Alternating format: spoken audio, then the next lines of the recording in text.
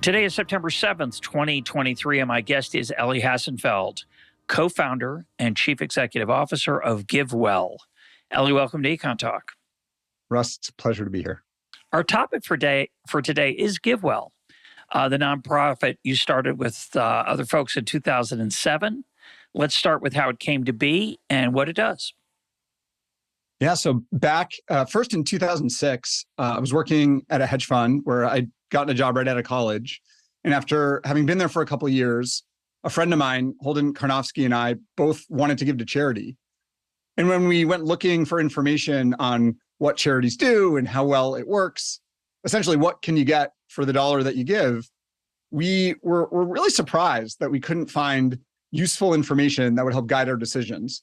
As an example, I was interested at the time in giving to clean water in Africa. And I remember charities telling me things like $20 provides a child water for life. And I would ask them, well, how do you arrive at that number?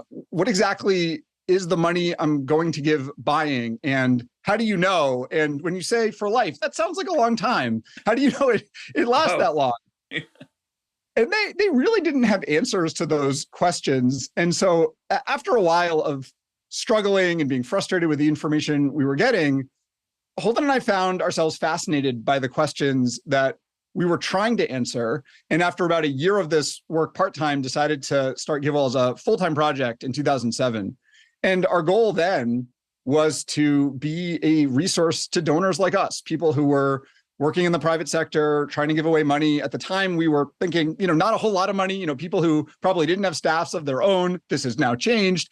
And, we launched with that in mind. And now we evaluate, we've been around for 15 years. We evaluate many organizations every year. Our goal is to identify outstanding organizations who use funds to do a lot of good with the funds they receive. Over the last 15 years, more than 100,000 donors have given more than $1 billion to our recommendations. And something that was very important to us at the beginning and is very important to us now is enabling people who aren't at GiveWell to understand what we do and why. Something that was very frustrating to me back then was not understanding how a charity arrived at the claim it made about $20 provides a child water for life, or how foundations decided which organizations to support. And so we put all of our research and the reasoning behind the research on our website so that I think that imposes some rigor on ourselves in thinking about how we do our work, but also enables outsiders to understand what we're doing and why and critique it where they have disagreement. And of course, we'll put a link up to your website. It's pretty easy to find. GiveWell, one word, Google it. I have, as you probably know, as a listener to EconTalk, Elie, that I have some unease with some aspects of the effective altruism movement, which is part of what motivates, I think, GiveWell's philosophy.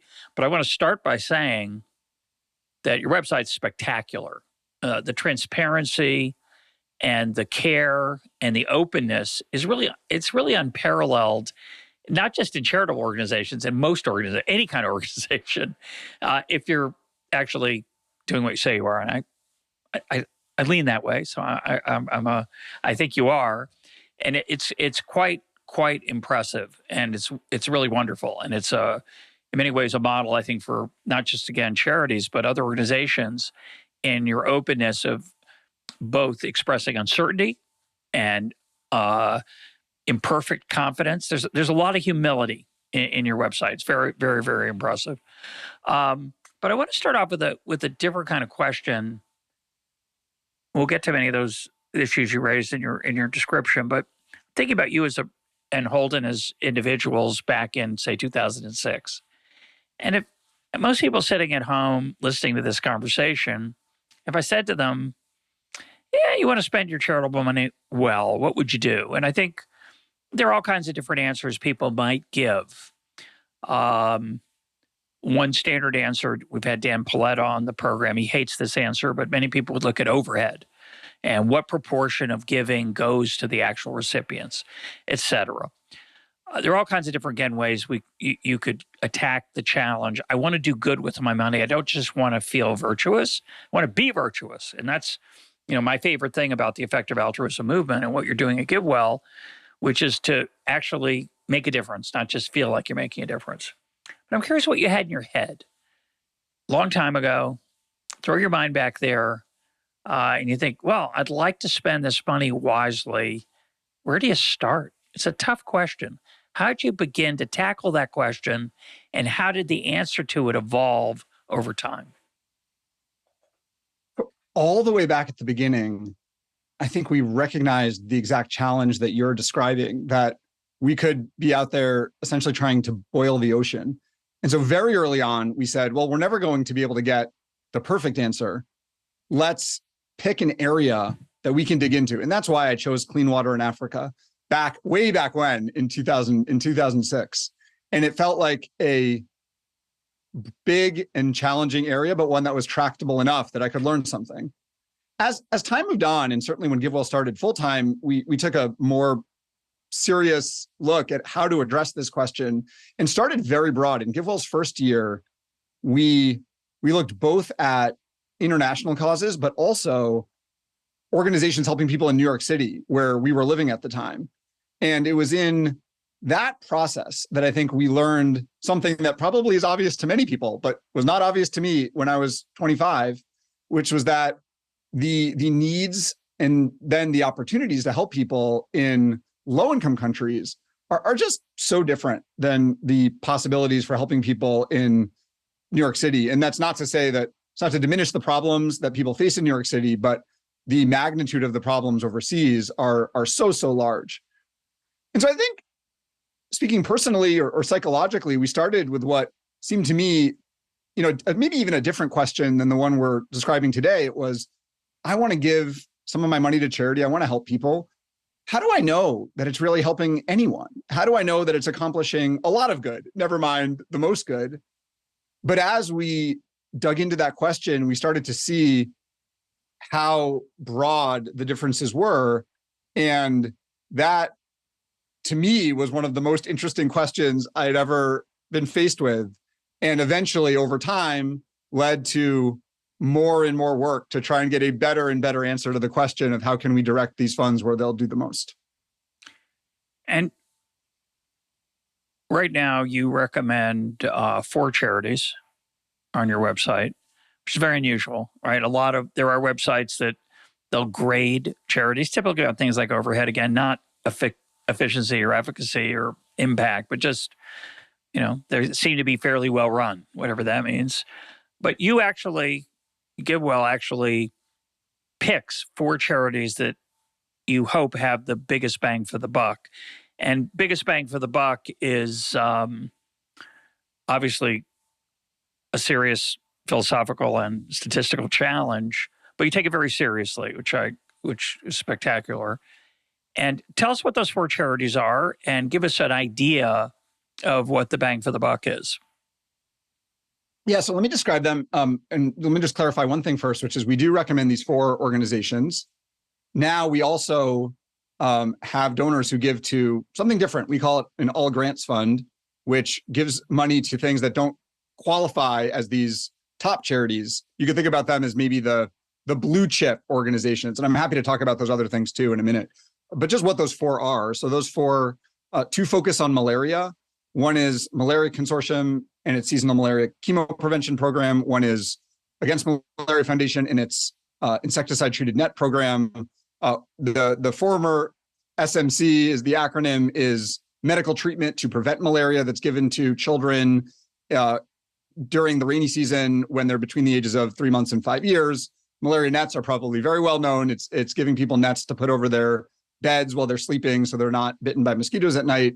And both of these programs have very strong evidence behind them that they reduce malaria cases and then malaria deaths.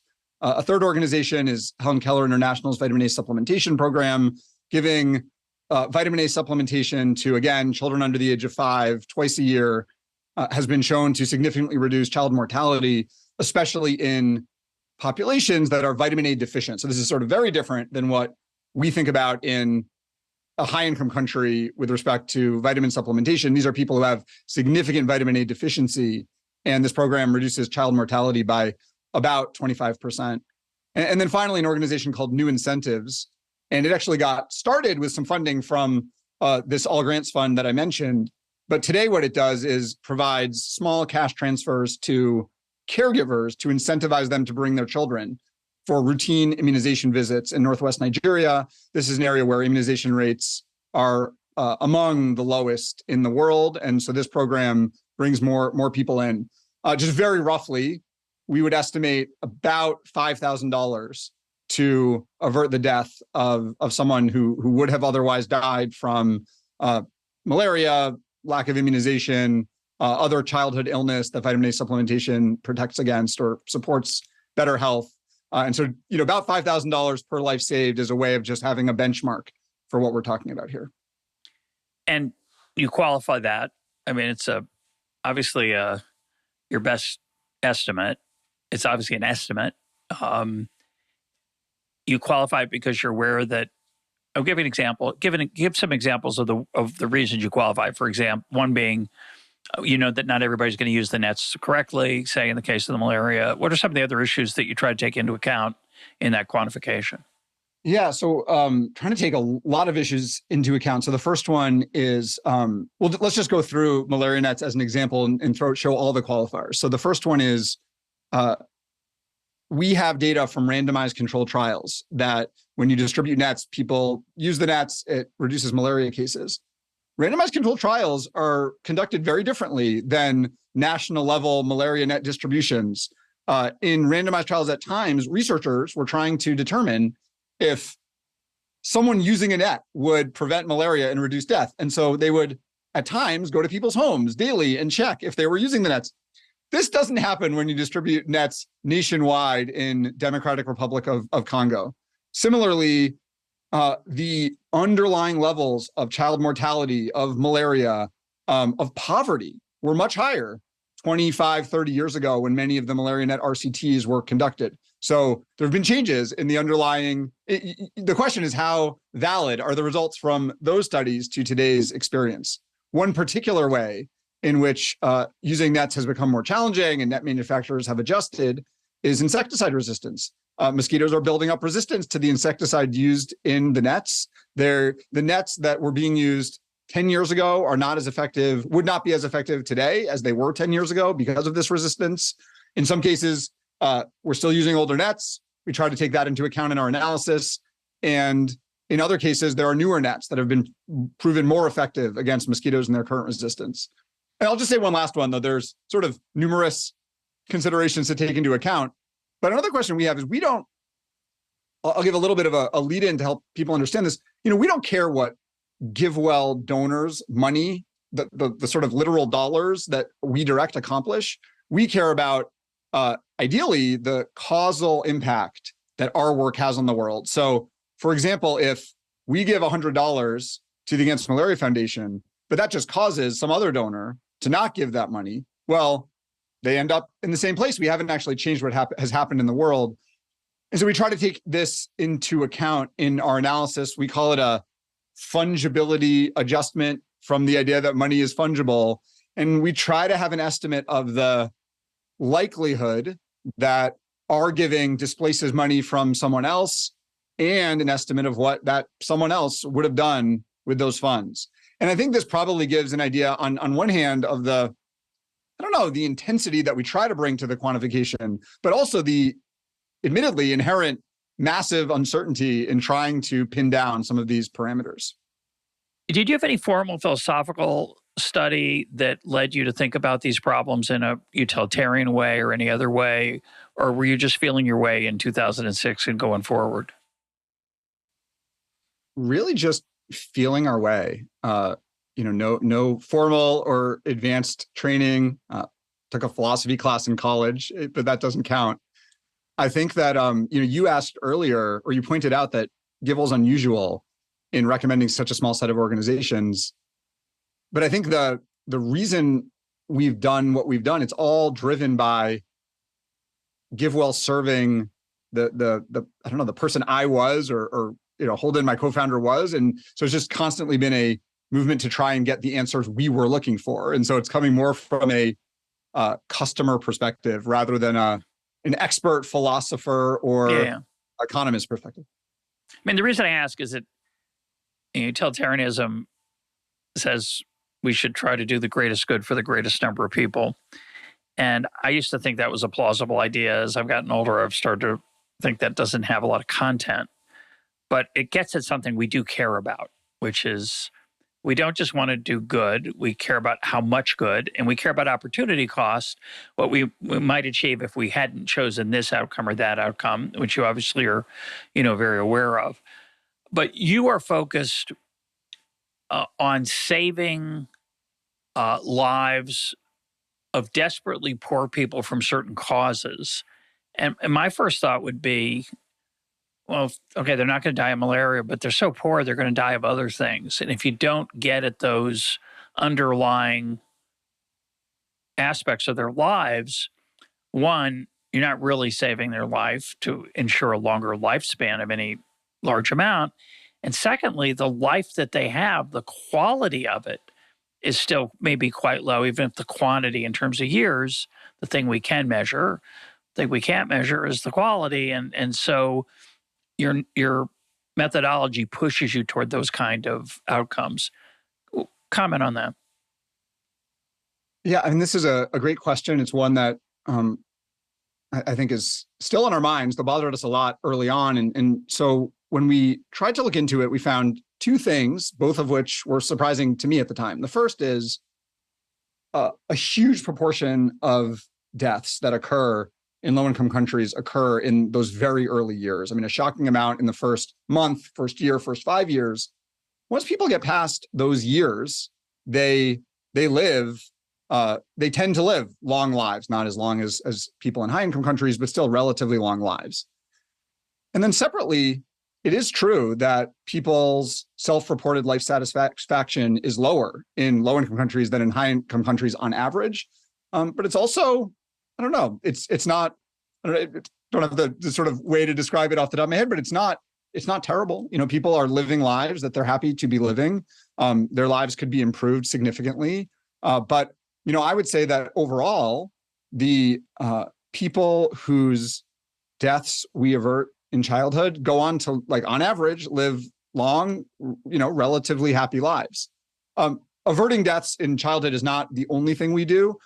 We've supported organizations that aim to directly reduce poverty via, could be direct cash transfers via an organization, Give Directly, that I know you've talked to in the past, but also other programs.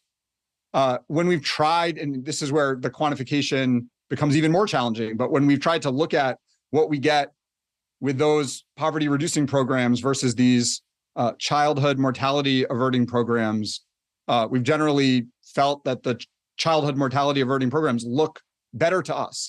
We are getting more bang for our buck. Though just to be clear, I mean, this is one of the ways in which, in the realm of philanthropic recommendations, transparency seems absolutely essential, because there's no possible way that I would claim that we have the quote true answer to the question of how to trade off between these things, as much as, in our view, this is what it is. And there are many donors who are big fans of GiveWell and use our work, and also give a significant portion to other things, either based on our work or not, because they disagree with some of the underlying philosophical judgments that we're making. We would love to know how to give money to end poverty now. If we could identify the sort of root cause of poverty and then direct money there, that would be amazing. And I think we would undoubtedly want to support that. I think, unfortunately, we just don't know the answer. We don't know how to do that, as far as I know. And that's the reason. So I completely agree that it would, in some sense, would be better to alleviate the cause rather than the symptoms, but I don't know how to alleviate the cause. And then finally, just one quick final point is that I think that sometimes the disease reduction programs get short shrift. Reducing serious illness in childhood probably leads to better outcomes for that child itself by having a healthier young early childhood development, never mind the effects on the family and the community by reducing the deaths that are occurring, and all the other illness that is not as severe but is just removing people from their ability to do other things. These don't play a huge role in the way we actually calculate the benefits, but they're, I think, an important consideration with these disease-reducing interventions. It's an interesting question about whether a thoughtful person who wants to spend their money wisely, and I'm thinking of a thoughtful person like me, meaning of comfortably financially, but not wildly wealthy. I try to give about 10% of my income to charity. That is not going to fund a program to end poverty. It will not fund a program to figure out how to end poverty. So large donors and large organizations like yours have an opportunity. Somebody should have an opportunity to think big. Of course, that's happening in economics departments around the world that are trying desperately to solve these problems. They're not easily solved, obviously. Our understanding of the process is imperfect. Our understanding of how to implement the process to improve the process is imperfect. So even if you have a simple answer that it might even be true, like more economic freedom or better education or whatever you think is the thing that might work, that's not enough. There's a implementation. It's sort of like in innovation and entrepreneurship, having a good idea is not really the same as having a good product. And I think we don't have a lot of good products in the poverty fighting field, and we should probably spend some resources trying to answer that question. Yeah, and so I think we've tried to play two roles there. I mean, the first is, to use your analogy, when we see something that looks like a good product, even if it's not exactly the thing we normally look for, we support it. And so just let me give one example. There's a center at Yale called Y-Rise, run by a Professor Mushfiq Mubarak, who I think I know fairly well from work at GiveWell, and have always found him specifically to be one of the people who brings together academic research and implementation in a very unique way. His center is focused on research into the scaling of programs, the so-called randomista movement, which started in economics 25 years ago, 30 years ago, and was focused on randomized controlled trials to determine what programs work in economic development at sort of a micro level, has done a lot to push the field forward. And he's asking, and what can we learn about the quote science of bringing programs to scale? And this is not answering the whole question of how to end poverty, but it is one area where better answers would lead to better outcomes. And this is a case where some of this is not we supported this program. It's not a case where we had a quantified estimate of the good that would come from supporting this individual and their team at Yale, but it is a case where I think this person's track record makes it a quote good bet to contribute to the fight against global poverty, and so we've done that. I do think maybe secondly the niche GiveWell fills, and why I think some of we do what we do and not something else, is we're really committed, and I think where we're good is setting things up so we can learn empirically about how things went. And that's not because that's the only approach, and it's not because it's necessarily the best approach, but I think it's an approach that we're good at. It's what we do. And so we tend to, with the vast majority of the funds we direct, put them in places where we will be able to know if we were right or if we were wrong. We will try to learn, and then we will try to improve. And that means that we tend to put less energy and less time and less attention on high risk opportunities. GiveWell would, I think, be very unlikely to fund think tanks in Africa to try to identify pro-growth policies in sub-Saharan African countries, not because it's obviously a bad idea by any means, but because it's really not what we're good at. We're very much, I think, where we fit in the broad set of people and groups trying to improve outcomes for people living in low-income countries is trying to give in a way that we can learn and improve over time, that we create feedback loops that we can learn from. And that is, fairly unusual in the philanthropic sector. And so it's a niche I'm happy to try and fill. So you have four charities you're recommending right now. Why 4? Why not 15? There's a million to choose from, probably more than a million. You curious how you narrowed it. What's the process by which a charity enters your space to be considered? And then how does that decision get made to those 4? Why not 6? Are there 2 that are right on the edge? You just didn't make it. Why isn't Shalem College in Jerusalem one of the 4? We're important for bringing leadership to a pivotal country in the Middle East that is often a source of conflict in the world. Just saying. No, seriously, how do you get to 4? Yeah, so the process essentially starts with a very wide funnel, and the way that an organization would get on our radar is one of a few ways. Early on, I literally read through thousands of charities' tax forms, went to thousands of websites, and this was just to determine what do they do, and what questions should we ask them. We decided to focus that within low-income countries. So the sort of starting point, and I'm happy to sort of go back to that if you want, but the starting point was, on some level, what are all the organizations that work to help people in low-income countries and are large enough that they could plausibly be able to engage with us, answer some questions, have some data.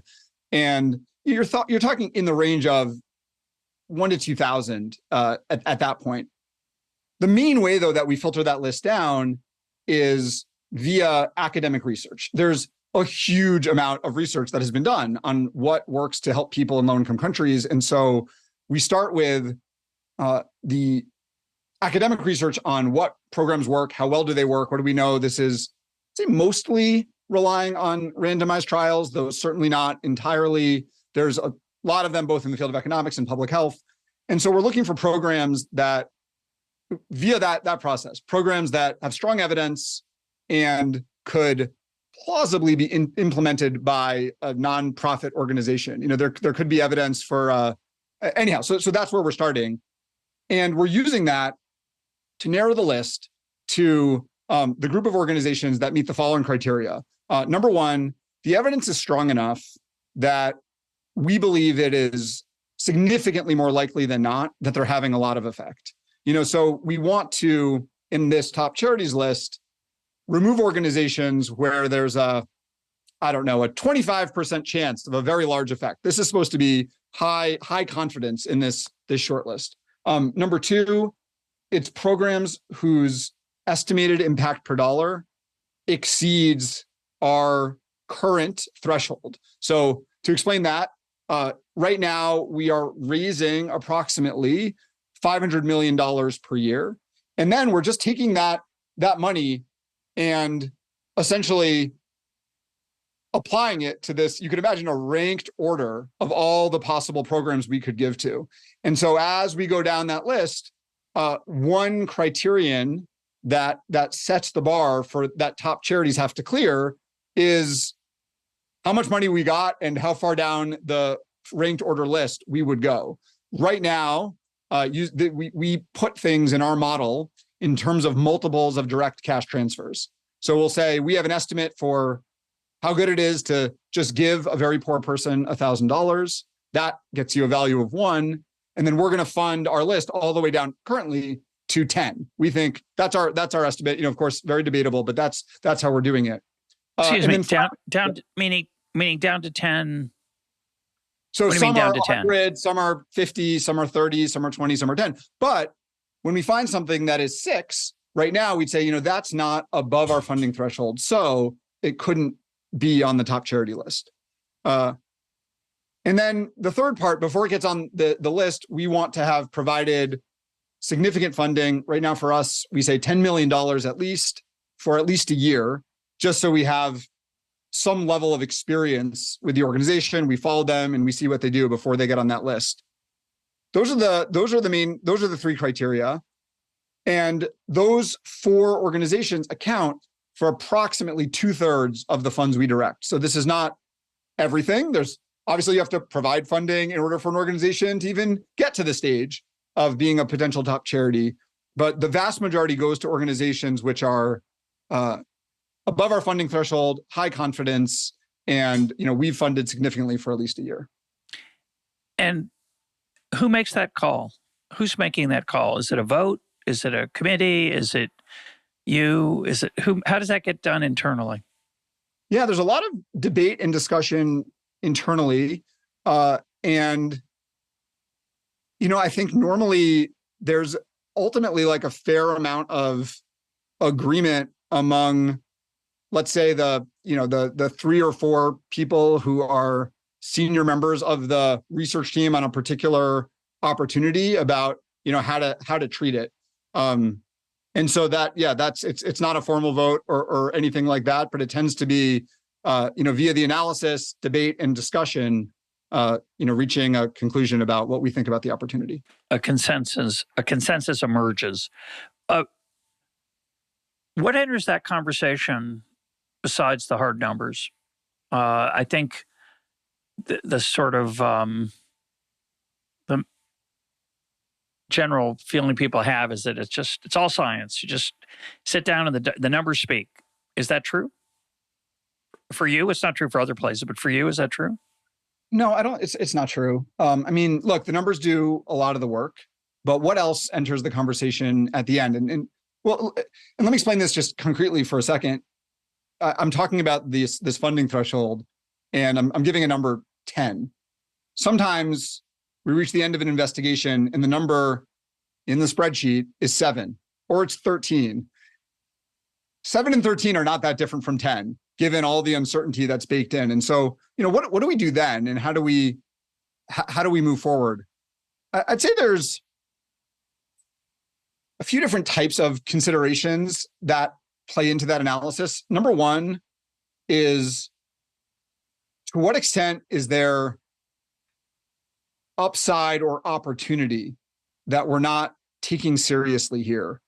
That could come from supporting a young person, a young organization with a small amount of funding that could lead to something bigger and better in the future.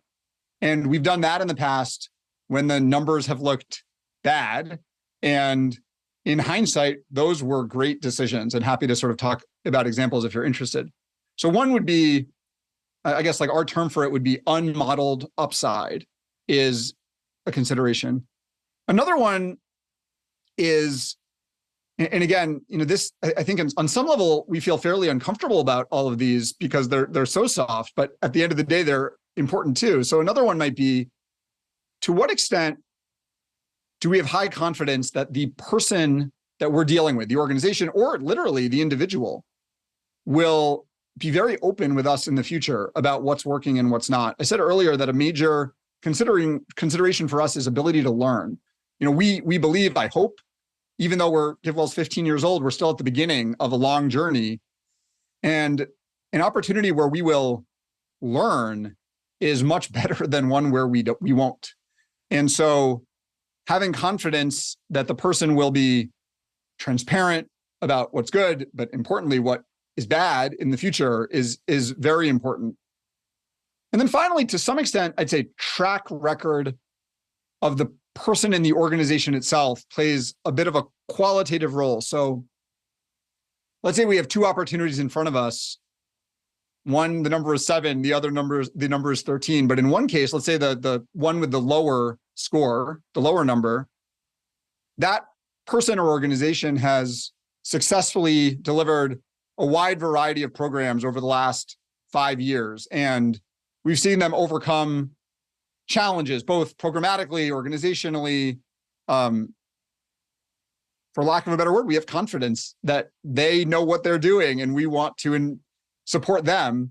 That's something that would push that up. And then on the other hand, let's say there's an organization we give funds to, and we don't really feel like we understand the track record as well as we'd like. We're not as confident as we'd like to be that the programs have had the effect that the spreadsheet describes. The spreadsheet estimates, we estimate via the spreadsheet, we'd be less likely to fund. And so, yeah, I think those are some of the things: ability to learn, track record, confidence in the person or the individuals that we, are taking into account at the end, and that, kind of thinking, and I think they all play into some of this unmodeled upside or maybe unmodeled downside that is important to consider.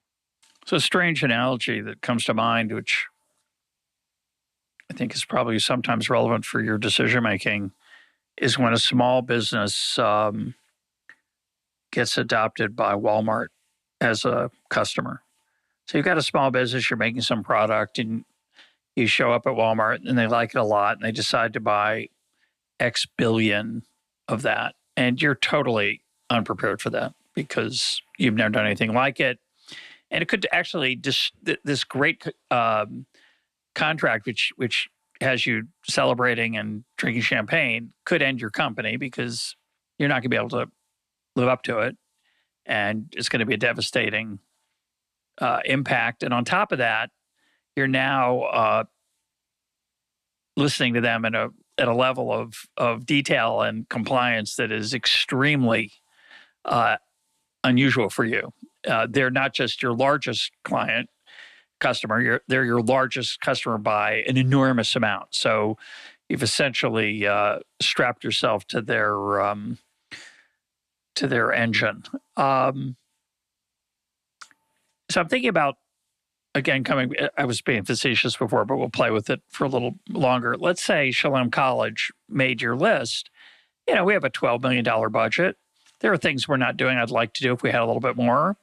If we had a lot more, there's another set of things I do. But if all of a sudden I was on your list, we'd be flowing with money because there are a lot of people who trust you and you'd made that call.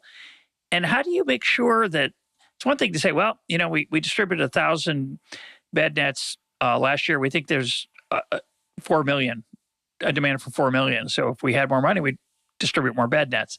A lot of organizations aren't that straightforward. Many of yours are. They're literally, we need more capital to expand and cash to do more of what we already do. But how do you interact with them about strategic planning and their budget? And do you cut them off at some point because you feel like they've got plenty of money now? Let's take them off the list. How do you deal with that? Are you strategizing with them along the way, helping them grow? Or are you giving them a pace at which they're growing? So there's a wide variety of ways that this goes.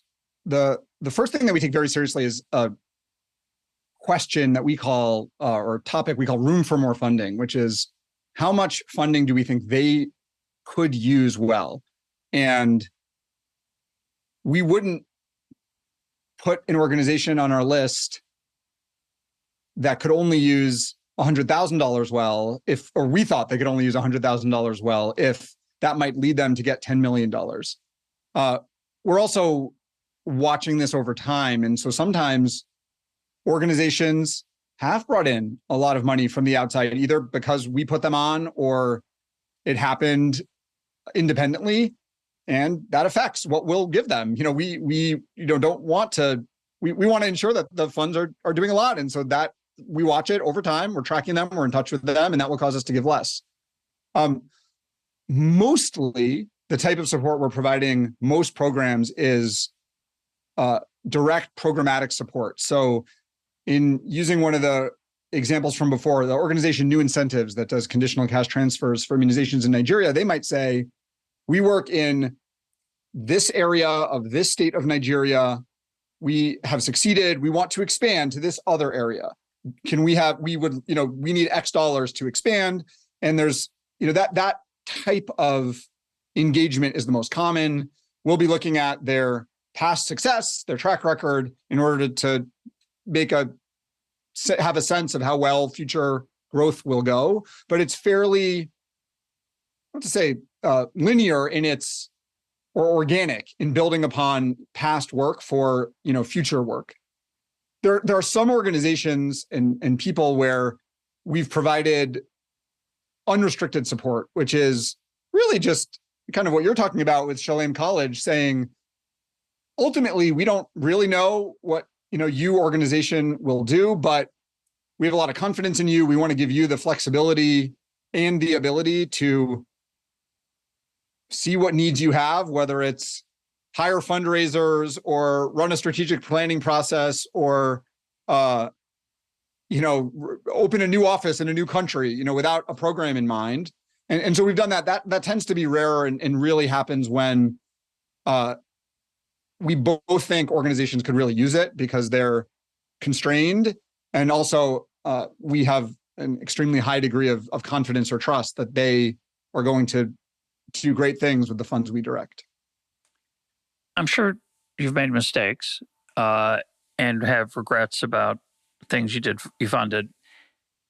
You can talk about them specifically if you want, but if you don't, I'm curious what you learned. How much is your process of evaluation that we're talking about, which is pretty subtle? Again, it's not a simple number. About like overhead or what proportion goes to salaries or whatever it is. What are some of the lessons you've learned that might apply, generally to organizations and how they changed over time? Like you said, you're still young, but I'm sure you've learned a lot. Yeah, I think there's a ton of lessons and a ton of mistakes, and happy to talk about them very specifically. Going all the way back to the beginning, when we were starting, we were very frustrated by a lack of detailed information from charities about what they did. And so one of the first organizations that we recommended way back when was an organization called PSI. I think they now are literally called PSI, but it originally stood for Population Services International. And I should say, as a caveat to this, all of what follows, all of what I'm talking about is roughly now, 10 to 15 years ago. So none of this is a statement about what PSI does today. But back then when we first came to them, they were able to provide a huge amount of data on what they had distributed, where it had gone, what the effects were. And we supported them in large part because I think we took those numbers at face value in a way that I think was overly enthusiastic about quantification as a path to getting the best answer. And over time, and this is 2007, 2008, 2009, 2010, we started to ask, to what extent should we believe these numbers? Do we know that the numbers we're getting back? If they say we distributed 1,000 nets to this location in Zambia, well, how do we know those nets got there and that people used the nets? And as we dug in further, I think all the numbers that they reported were sort of true. They were not fraudulent, but also I don't think they were gathered with the most rigorous method. Kind of like GDP statistics in certain countries. It's we had an episode on that we'll link to, but yeah, general problem. They've done a lot of work on this over time to improve. But I guess one mistake that we made early on that we've learned from is, I think, being overly enthusiastic about data in and of itself at the expense of, critical evaluation of information to try to make good decisions. And so it moved us more towards, I think, a place we are today, which is certainly quantifying a lot, gathering the data we can, but then trying to go further. Another type of mistake that we made is we recommended an organization or a program called No Lean Season, and made it a top charity. I don't know what year it was, but in the 2000 teens at some point. And this was an organization that was actually set up by research that this Professor Mushfiq Mubarak had done at Yale. It focused on providing small incentives to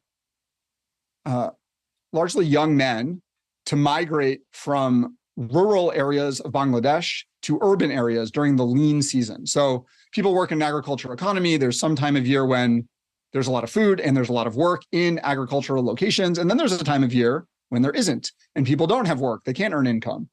And he ran a small randomized trial where a very small incentive encouraged more people to migrate. They migrated to the cities. They earned a lot more money. They sent money back home. They were even more likely to migrate in subsequent years when they didn't receive the incentive. And ran subsequent trials. We worked with others to sort of set up this program. And I think we ended up making, ultimately, we funded them. They operated for a couple of years.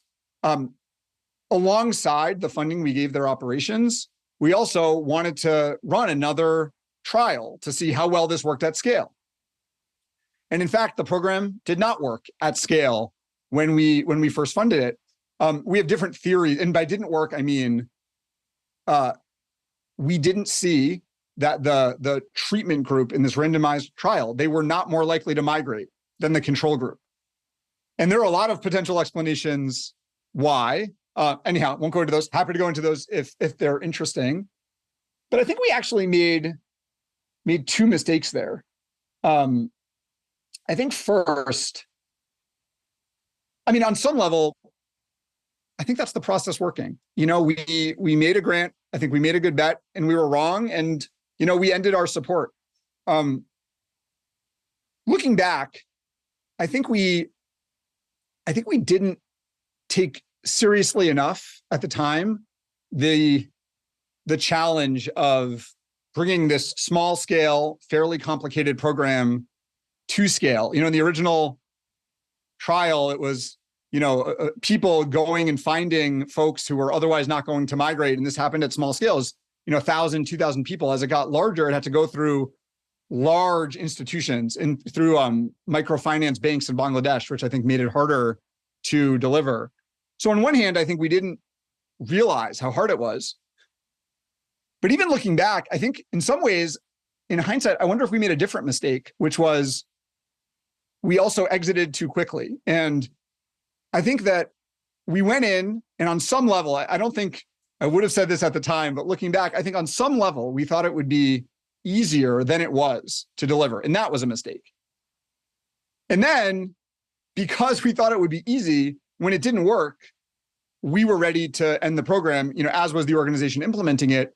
And I think that was also a mistake. And I think in both ways, the sort of better prediction to have made back then would have been, if this is going to work, it's going to be hard. It's going to take some time and some iteration to get the model right at scale. Is that a bet worth taking? And then if it is, be ready to stick with it over a longer time frame. And so now we tend to commit to longer timeframes with programs that are more experimental, to at least say, make the initial decision with a longer time frame in mind. See if it's good enough on that basis, and then be willing to stick with it over time. Being willing to stick with it even if it doesn't look good at first, so it has the opportunity to improve. As an example of the kind of transparency we were talking about at the beginning, that you ran a contest called Change Our Mind. Really bold thing to do. I really love that. Describe what it is and how you have used it. Yeah, so I mentioned that we do a lot of quantification for the programs we support, and all of this information about the quantification, the research, the analysis is on our website. It plays a major role in our decision-making, and so because it's all public, we ran a contest where we asked people to try and tell us what we were getting wrong. And we said, if the winner would get, I don't remember what exactly, $20,000. We had a lot of other sort of second and third prizes for folks. And people went through our analysis to, find things that we had gotten wrong. And there were places, I think on one hand, a few things came out of that. First and foremost, I was somewhat surprised and gratified by the number of high quality submissions. Going into it, I sort of thought we'd get a lot of junk and we wouldn't get that many submissions. We got more than 50 really intensely considered submissions, including from people who have academic positions at prestigious institutions. I mean, people were really engaged in this project.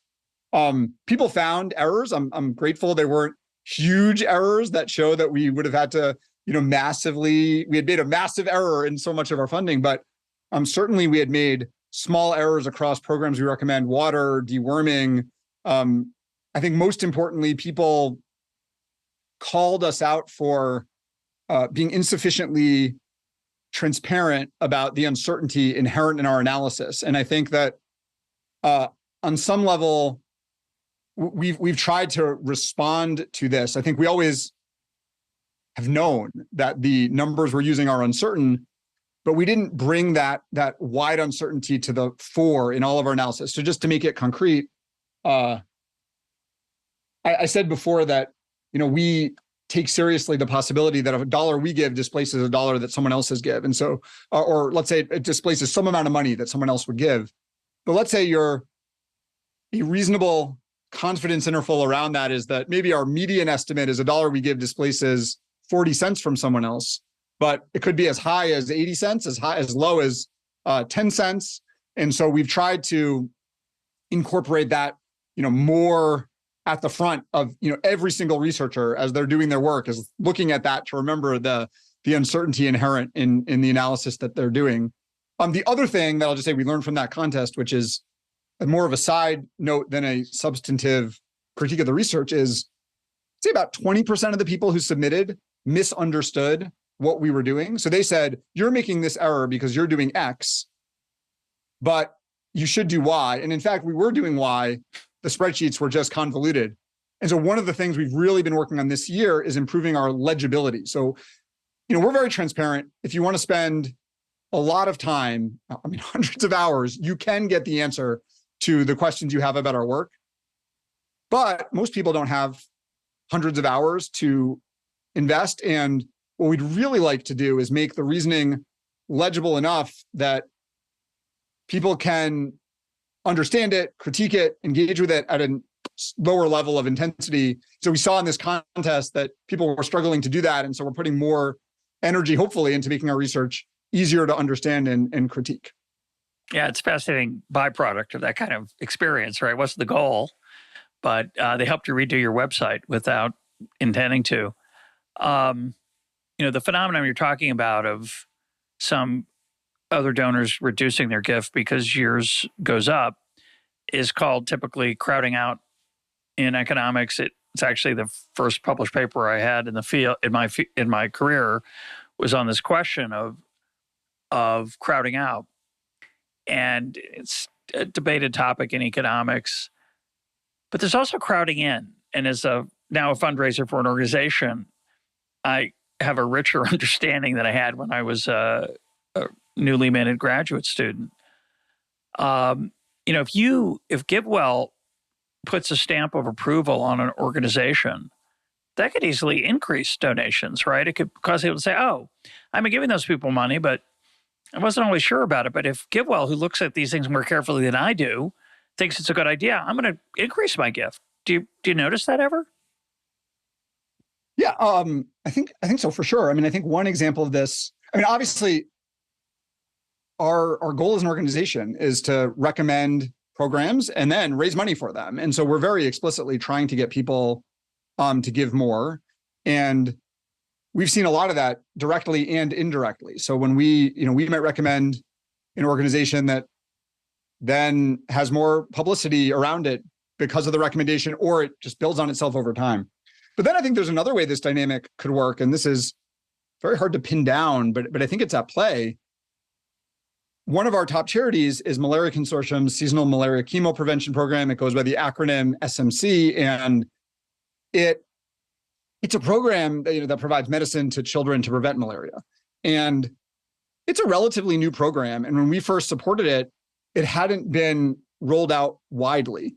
And I think one of the necessary conditions for large governmental funders, and so in the world of aid, this could be the Global Fund, which provides funding to malaria, tuberculosis, and HIV/AIDS, but also the US government and others, is it's helpful to them to see that a program has been implemented successfully in order for them to have confidence in their technical bodies that decide what programs are in and out of their list of programs that they'll support, to see that successful track record. But someone has to support some of that track record. So we were not the first to support this program by any means. It was an organization called UnitAid, which provides some very early support to this program.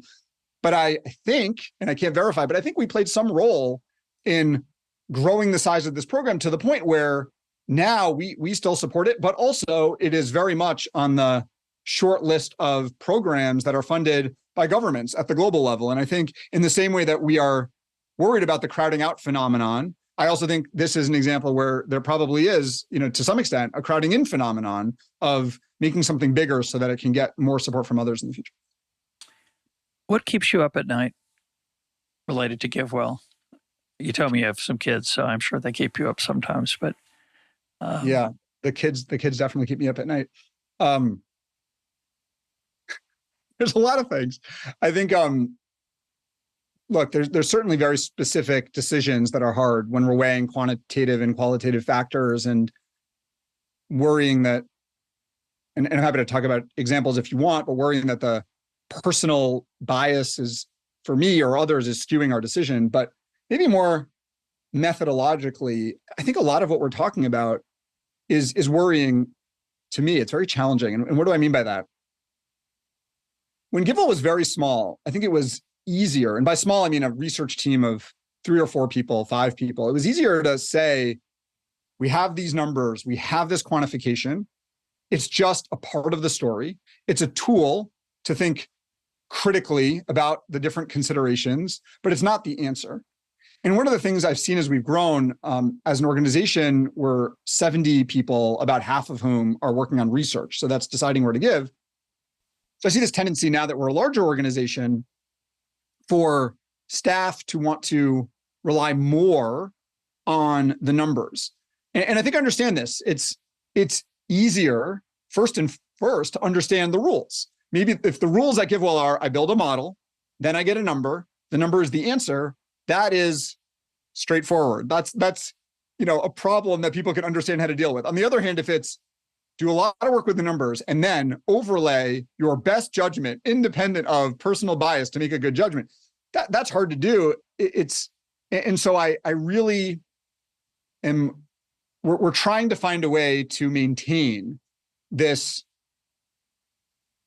good judgment, qualitative overlay and input to our analysis without getting too, while we grow. And I think in some ways that's what makes, in my opinion, one of the things that makes GiveWell special is that we're intensely interested in quantification while also highly aware of all the problems with quantification. And I think it's very hard to maintain that tension, those two considerations alongside each other as we keep growing as an institution. So that, anyhow, I have endless numbers of things that worry me, but that's one of them. I think that plagues every institution. I think charity and non-charity. I think there's always a tension between what's measured, and of course, what's measured gets managed. That's generally true, but it's not all you manage. You do bring other things into consideration, and there's no right answer as to how much one should weigh in and count more than the other. There is solace from certainty, and there is fear and anxiety from uncertainty. And so we have a natural bias, I think, to move toward objective measures that as you say, people they find them comfortable. And certain types of people, the kind of people who do research, who are drawn to that kind of area, are going to be likely to be seduced or comforted, or whatever word you want, by an objective, precise, quantitative measure with a couple decimal points out, a couple places after the decimal point. So it's a really interesting, I think, challenge in terms of management generally. I don't think it's unique to you, to GiveWell, but I think it's probably pretty front and center there. So I think in other organizations, you can ignore it or miss it if you're not careful. You probably think about it more than most people do in most places. Yeah, and I think there's just an investigation that we've been working through, which is supporting an organization called Evidence Action in helping the Indian government roll out a chlorinated water program in various Indian states. And the background is that I think the Prime Minister Modi sees piped water, meaning bringing water to people's households in rural areas, as a major initiative that can, a good initiative for the country.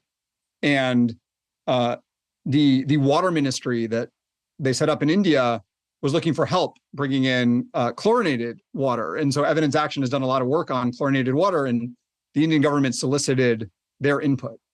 And this was an investigation that it's very hard. You can do all the work to quantify all the different aspects. How likely is it to work, and how much money will you crowd in? How likely are you to crowd out? What is the effect of fluorinated water on mortality, et cetera, et cetera, et cetera. But it's so uncertain because that ultimately you have to overlay some degree, I mean, a significant degree of qualitative factors and thinking about how to make the decision. And this is a case where Evidence Action is an organization we've literally supported over the last 10 years, its entire history.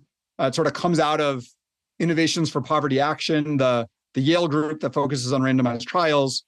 Evidence Action has a great track record of success. And ultimately for us, it's that really carries the day. In some sense, we can model all we want. When we make our best guesses, the numbers look good. But if we're excited to support it because of the organizational track record and in a different, both in successful delivery of programs, but also honesty, transparency, what they've shared with us. If it had been a different organization, I think we wouldn't support the program because we wouldn't have that qualitative overlay. And I think substantively, it's how we try to operate. Managerially, I think these sorts of examples are helpful to everyone internally. I hope externally too, in understanding what we do and why. That sounds great, then good. Maybe some people say, I thought this was a math equation, and they're out. But that's what we're trying to do to make good decisions about helping people. I mentioned earlier, I try to tithe roughly. I try to give 10% of my after-tax income to things I care about.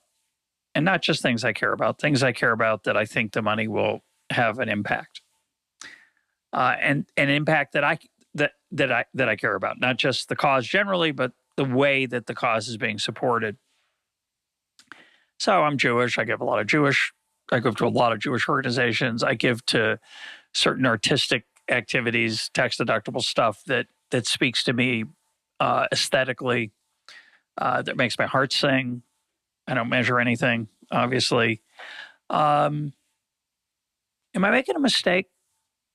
Would you, if you had to make the case for why I ought to give to your top four, forget which four, or whether I could divide it equally, should I stop supporting local charities here in Jerusalem, institutions that I actually use, by the way, not just care about, but I get indirect services from them?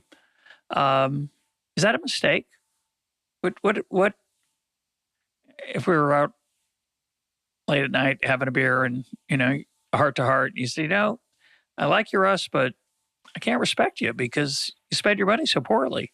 Do you feel that way? And if you don't, why not? And if you do, how would you make the case to get me to do something different?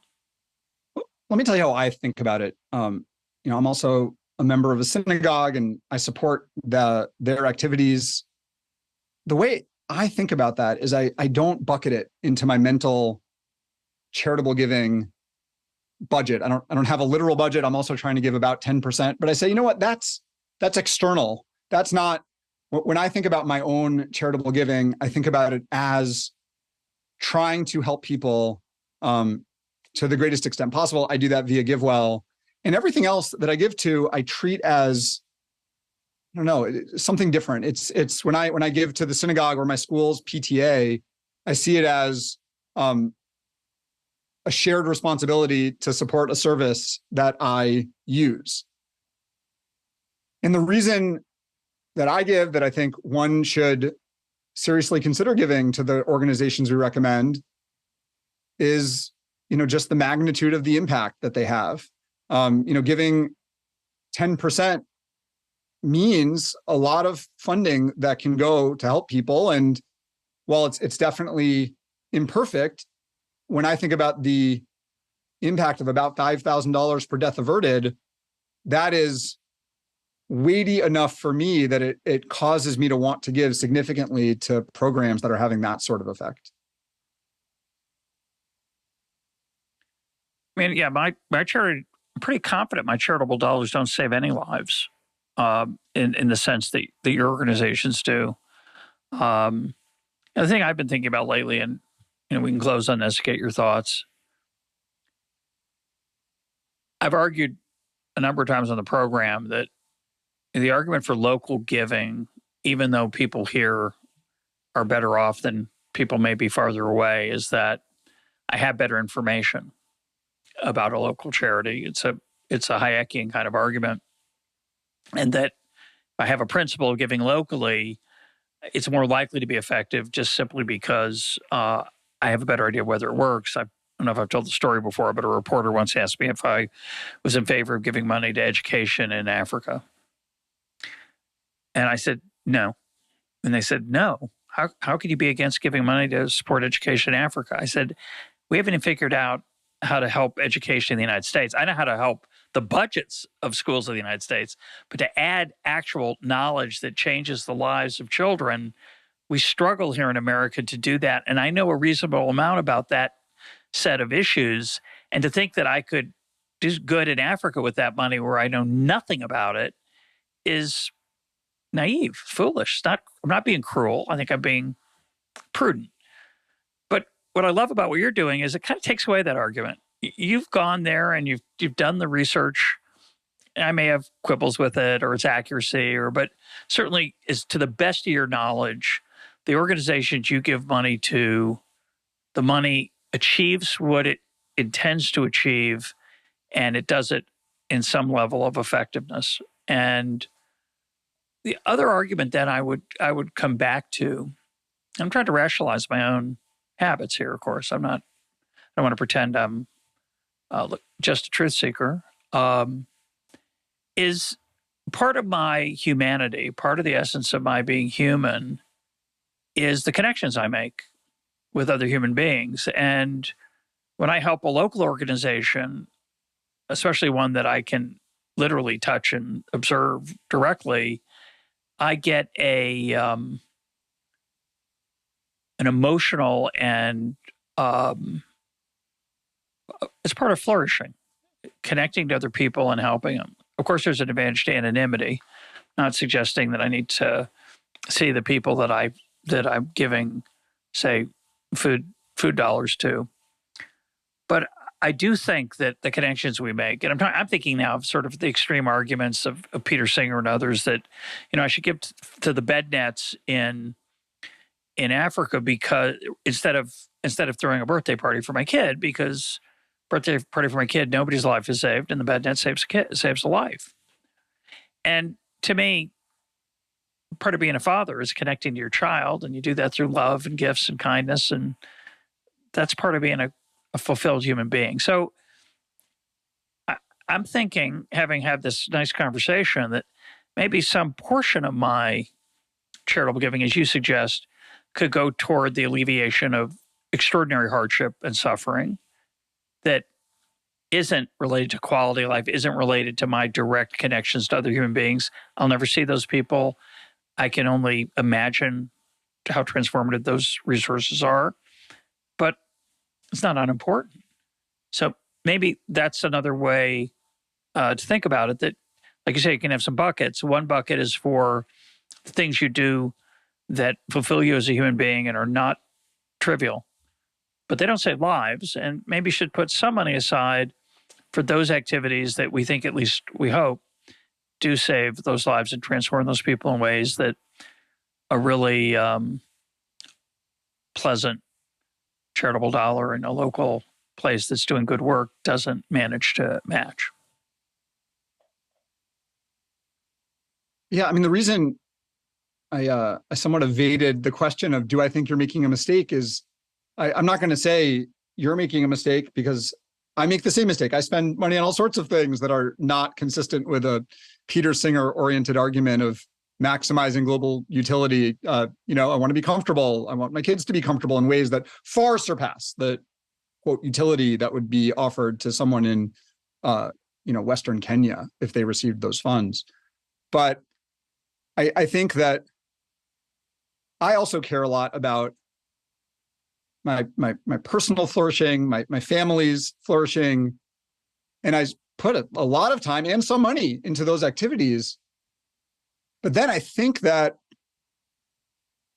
I don't think more money to those activities would lead to, more flourishing, and I'm able to then direct the vast majority of the charitable resources I have to the, you know, the opportunities that I think will help people the most. And so I do think that I'm sort of trying to separate those, you know, not trying to have the complete utilitarian argument and saying every dollar, every minute is intended to maximize global utility, but aiming to, on some level, do a lot on the side of personal and familial and people close to me, their success and thriving. But then I have this opportunity to just decide where the vast majority of the dollars that I'm going to give go. And I could give that to something local and, I don't know, be a big shot or something, or just give it to, I don't know, where I think it'll do the most good. That's what I do. My guest today has been Elie Hassenfeld. Elie, thanks for being part of EconTalk. Yeah, thank you so much, Russ. It's been great.